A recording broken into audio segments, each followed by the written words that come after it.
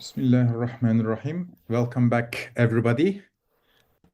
February 2026, and we've been reading Bediüzzaman's six Satanic Stratagems, six attacks that Satan use against believers. Today we are going to talk about the last one, the sixth Satanic Stratagem, that is laziness.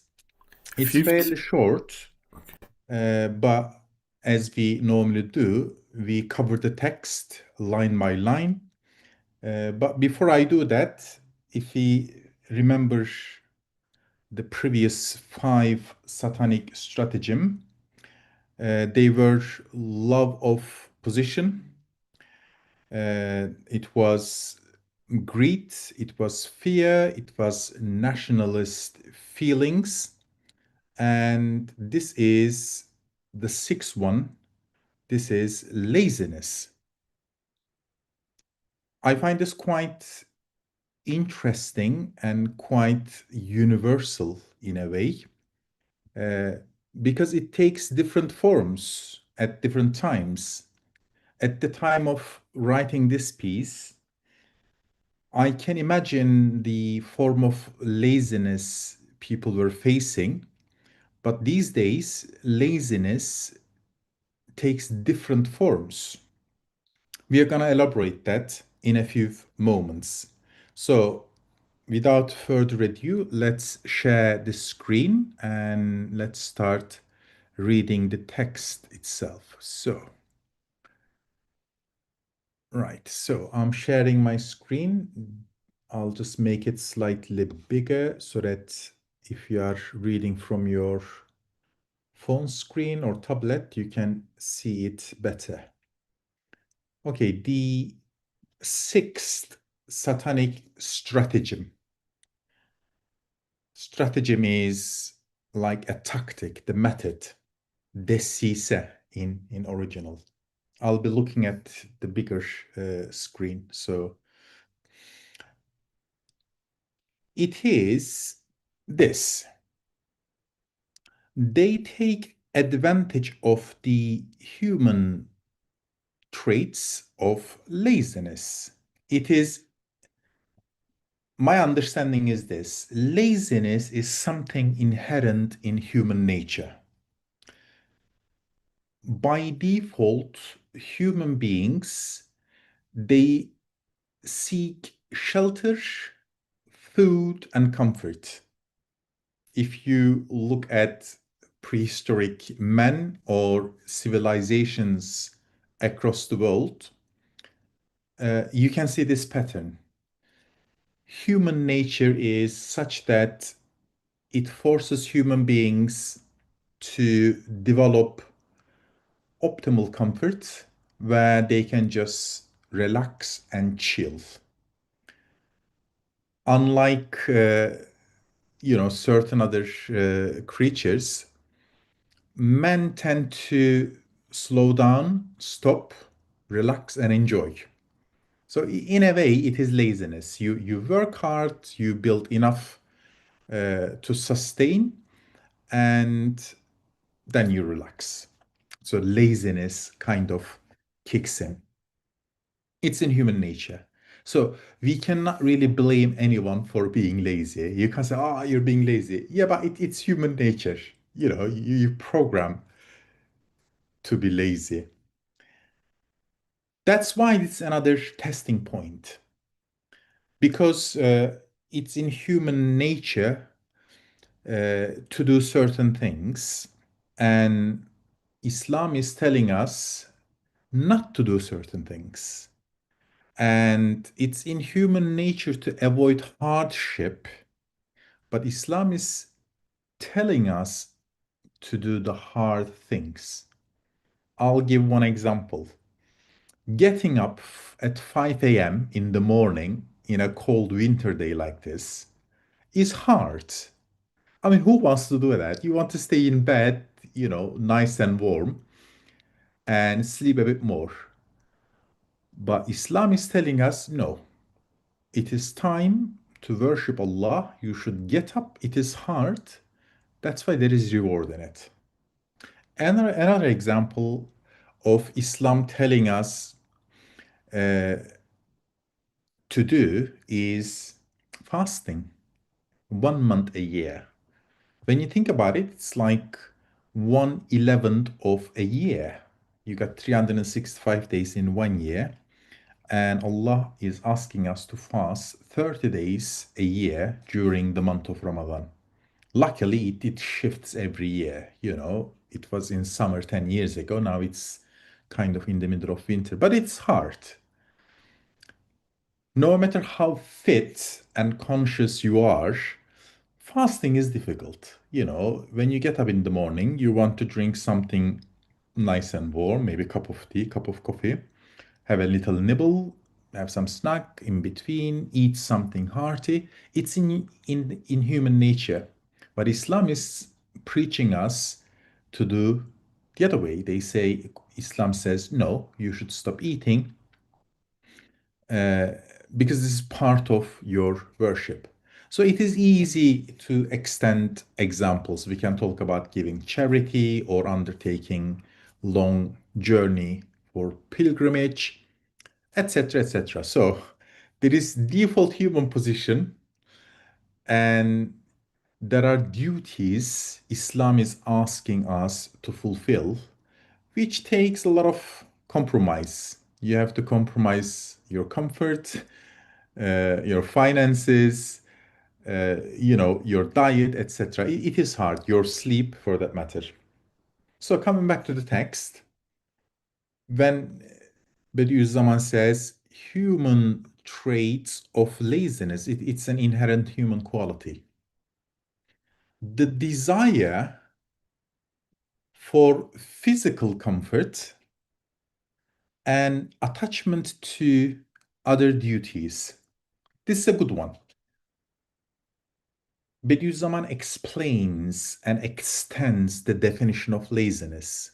We all know laziness means you desire for physical comfort and also attachment to other duties is part of laziness, which stops you from doing your duties to Allah Ta'ala. For example, this happens to everybody, and I witness this all the time. Allah is telling us to do our prayer 5 times a day. I just gave an example of Salatul Fajr, early morning prayer. It is difficult to get up. But usually, Zuhur prayer, which is right in the middle of the day, and afternoon prayer, Salatul Asr, it is, if you're working like me in a professional environment, it is usually in the middle of working day. People find it very difficult to take a time off and go do fulfill their duties. They say, oh, I'm busy. I need to get this done. I'm working. This is laziness in terms of dropping less important things to fulfill more important duties. So that's quite original. The desire for physical comfort and attachment to other duties. Yes, Satan's among jinn and men attack from every angle. When they see those of our friends whose hearts are stout, intentions, pure, loyalty strong, and enterprise elevated, they attack from other sides as follows. How does Satan attack uh, good believers? In order to put a stop to our work and discourage from our service, they profit from those friends' laziness, desire for physical comfort, and attachment to other duties. They keep people from the service of the Quran with every kind of trick so that without their being aware of it, more work is found for some of them. So he's a good guy. He is conscious of his responsibilities. Yes, he has to do his prayer. Yes, he has to serve the Quran. He has to take part in activities. But Shaitan always finds occupation for that person. He's always busy with something. In good old days, we used to give this example. The man is always busy with his trade, or busy with his garden, or busy with his garden fence or garden wall. Shaitan keeps him busy all the time. But these days it's slightly different. It is, I think, mainly digital business. People are always busy doing nothing. So this is form of laziness. Probably you fall into that trap like I do most of the time. Sometimes I just realize, oh, it's coming to 8 o'clock. What have I done today? When I look back, I haven't done anything valuable. You just read some tweets, watch some reels, waste your time with futile activities, but you were busy, but gain nothing at the end of it. So this is the digital trap. This is digital business. I told this friend of mine, very good guy, very good man, but he was obsessed with Twitter. It was called Twitter at that time. I think these days it's called something else.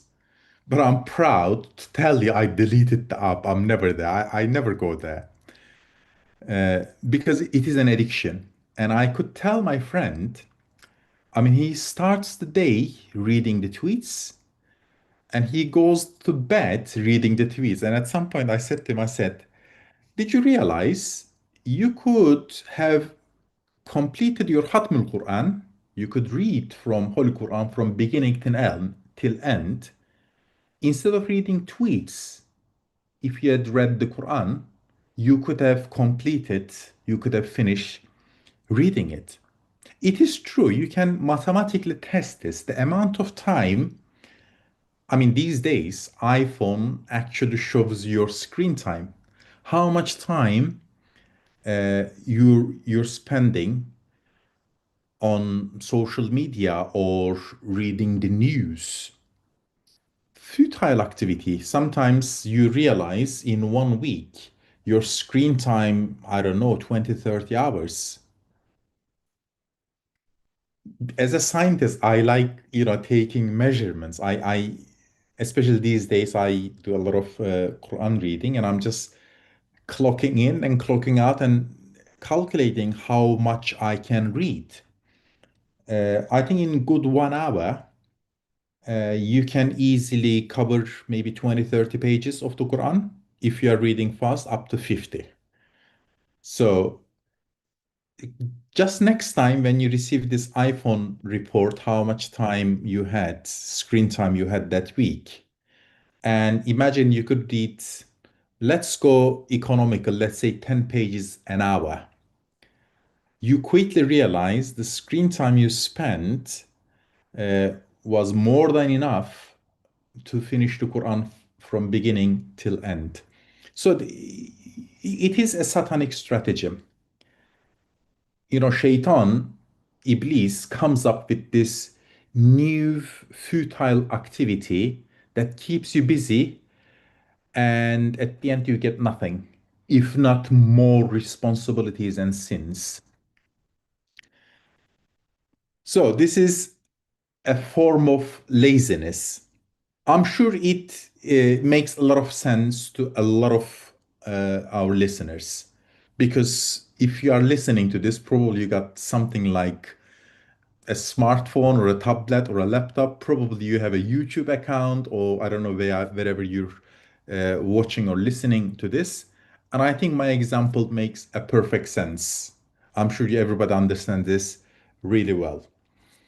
So let's read back this paragraph. They keep people from the service of the Quran with every kind of trick, so that without their being aware of it, more work is found for some of them. Then they cannot find the time to serve the Quran. And to others, they show the exciting things of this world so that arousing their desires, they become slack in their service and so on. These ways of attack are numerous, so cutting them short, we refer them to your per. Okay, so your understanding. We leave it to your understanding. My brothers, take care, take great care. Your duty is sacred and your service elevated.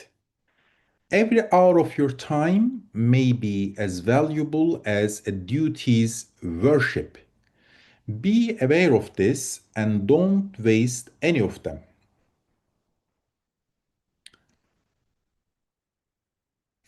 This is also mentioned in another part of Risale-i Nur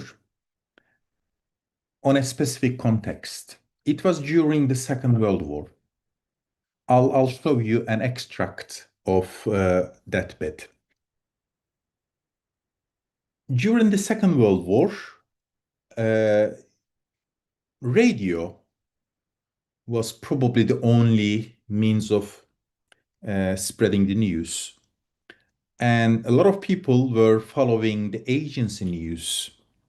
So probably there were only one radio station, national radio station, broadcasting what was happening at the war. It was a big thing, Hitler was occupying here, there, everywhere. Some stuff were happening in the Pacific, the Japan and the US, and it was the biggest story in town at that time. You can imagine. Because even today, every day, there is something. And at that time, it was the war, and people were listening to radio all the time. But they noticed this pattern. Bediüzzaman was not listening to radio. He didn't really care much. He wasn't reading the newspapers, he wasn't listening to radio, and he wasn't even asking. These days, the moment you meet someone, people talk about the latest political development. What's happening in, I don't know, Ukraine, or what's happening in the Middle East or South America. Stuff. All the time. There is something very important. All the time. It was the war at that time. So when they saw this behavior pattern, they came up to Bediüzzaman and they said, "What's going on? How come you are never curious? How come you are never following any of these?" And the answer is so valuable, it became part of Risale-i Nur. So it is the 11th ray, the fourth topic. So I'll just quickly show you that piece. So let me just share my screen again. Am I sharing? Yes, I am sharing. Okay, so I'll just make this a bit smaller. So let's let's duplicate this page, the letters, the rays. It was in the 11th ray, and it's the fourth topic. Okay, so let's read. I just kind of summarize what was happening, and let's read this. For 50 days now 7 years have passed.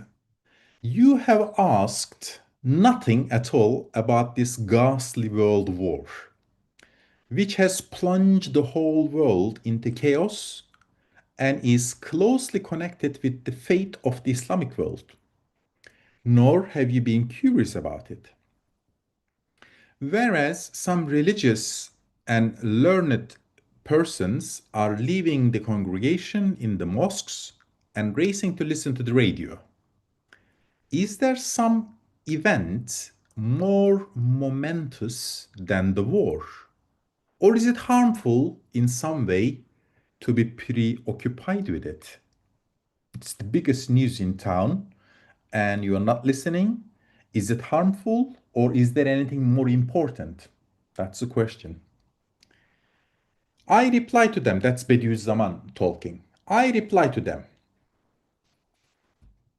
life is, life's capital is very little. If you're lucky, you live 95.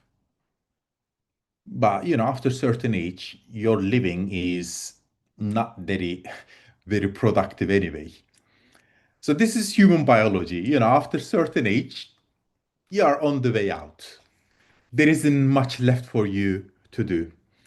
So life's capital is very little. And the work to be done is much. There are spheres, one within other, like concentric circles. From the sphere of man's heart and stomach, and that of his home and body, and that of the quarter in which he lives, and his town, and his country and land, and the globe and mankind, the to the spheres of animate beings and the world. Each person may have duties in each of these spheres. For example, my responsibility in the inner circle, inner sphere, is to make sure the windows are shut, heating are on, and dinner is ready because children coming back from school. So this is the inner responsibility. One circle out, well, I might care about the garden. It's a bit scruffy and messy. One circle outside that, I can do some community work. I can have a walk by the river, pick up some rubbish, and do something for my community. And you can enlarge the spheres. But there are certain things that's happening in South Pacific. It is really, really far away. And in terms of urgency, there isn't anything urgent that should concern me. What concerns me now is to be here and fulfill this innermost duty. So, each person may have duties in each of these spheres, but the most important and permanent of these are those in the smallest sphere. According to this analogy, the largest and smallest are inversely proportional. In the large sphere, you may have some duties, but they are much, much less important. In the inner sphere, you have responsibilities, they are much, much important. So they are inversely proportional. But because of the attractiveness of the largest sphere, it causes the person to neglect his important necessary duties in the smallest sphere, busying him with unnecessary, trivial, peripheral matters. This is the bit I wanted to bring our attention to. You know how in the letters he says Shaitan uses this laziness by busying people with less important matters. More work is found for some of them so that they cannot do their responsibilities in the inner sphere. So let's go back to the race. It says, Shaitan keep busying those people with unnecessary, trivial, peripheral matters. Yes, you should be concerned about what's happening around the world, but In terms of priority, which one is your priority? It is prayer time. It is Salatul Maghrib, which is only 45 minutes. So that should be your top priority for now. Yes, we care about the latest developments happening on, global news outlets. You can watch it as part of your awareness and for the sake of entertainment. But in terms of priority and urgency, it is time for your prayer. This is more urgent. It is time for you to make dinner for the family. It's more urgent. Then you can, if you have time, if you fulfill all the urgent duties, yeah, you can go and watch some shows on Netflix. I don't know, watch some debates on some news channel. But it is a satanic stratagem to keep people busy with things they really don't matter. You look back this time last year, what was the top news and how much time you wasted on them and what impact you made on the outcome. It is quite sad. The amount of time you wasted and the outcome, it is pathetic. You can certainly use your time and effort and energy more efficiently for a better outcome. So I combine these two pieces. It is the sixth satanic stratagem. It's a tactic deployed by Shaitan to keep you busy. Then you become lazy. You phone scrolling, endless scrolling. It destroys the capital of his life for nothing. It kills his precious life on worthless things.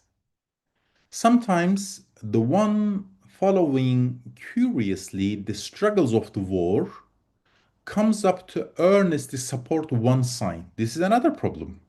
You watch the news, you support one party without really know who is right and who is wrong. You watch some war somewhere and you wish, team A to win over team B. And since your heart is weighing in towards certain side, you become partly responsible. I'm not saying this, it is Bediüzzaman saying. Let's just read that again. Sometimes the one following curiously the struggles of the war comes to earnestly support one side he looks favorably on their tyranny and becomes a partner in it.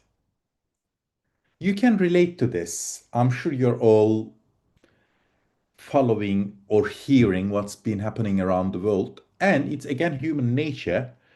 You favor one side and you tolerate the oppression and unfairness conducted by the side you support. They are bombing, they are sending missiles, they are killing people, they are causing pain and suffering. But since your heart is on their side, you become partner in their evil action. Remember the first question, was there anything more important than watching the news? The answer to the first point, yes. An event more momentous than this world war, and a case more important than that of world supremacy has been opened over the heads of everyone, especially Muslims. So that if anyone had the wealth and power of the Germans and the British, and sense as well, they would unhesitatingly spend all of it to win that single case. What is our personal war? What is more important than the world war? The case is this: relying on the thousands of promises and pledges of the universe's owner, who has disposal over it, hundreds of thousands of the most eminent of mankind and uncounted numbers of its stars and guides have unanimously given news, and some of them have actually seen that for everyone the case has opened by which they may either win in return for belief or lose eternal properties as broad as the earth set with palaces and gardens. This is your personal war. Have you attained full faith, full iman, full knowledge of God? Are you fulfilling your duties and responsibilities to earn an eternal paradise, or are you losing it? This is the war. This is your personal battle. This is the most important thing for yourself. Because once you're dead, it doesn't really matter who won that particular war, who became the winner of whatever struggle. There is always something. There is always some competition. There is always some contest to win something. But once you're dead, once you lost your own personal struggle, it doesn't really matter who wins what. That struggle is dying with correct belief in Allah, dying on a good faith, on good iman. That is a struggle. That's your personal war. Coming back to the original Satanic stratagem, which was laziness, which takes the form of distracting you from your more urgent, important duties. That is the tactic of Shaitan. He keeps you busy with stuff which earn you absolutely nothing, if not any responsibilities. So I'll just wrap up. Bediüzzaman wraps up this chapter with some Quranic verses. O who you believe, persevere in patience and constancy, via in such perseverance strengthen each other and fear God that you may prosper. In another Quranic verse, and sell not my signs for a miserable price. In another one, glory to your sustainer, the Lord of honor and power. He is free from what they ascribe to him.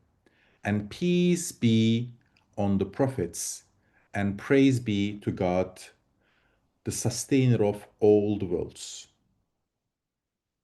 And another Quranic verse, glory be unto you. We have no knowledge save that which you have taught us. Indeed, you are all-knowing, all-wise. And Bediüzzaman finishing with a personal prayer.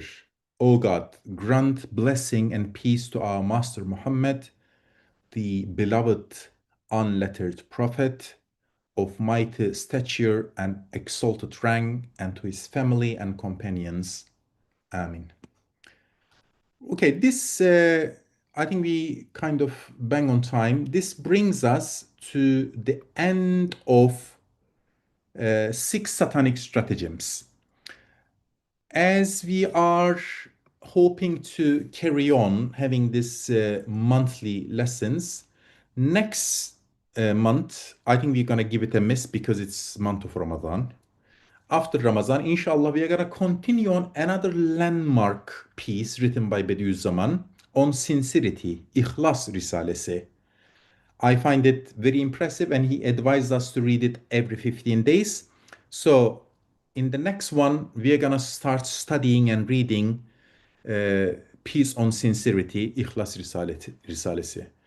Thank you for your patience. I'll see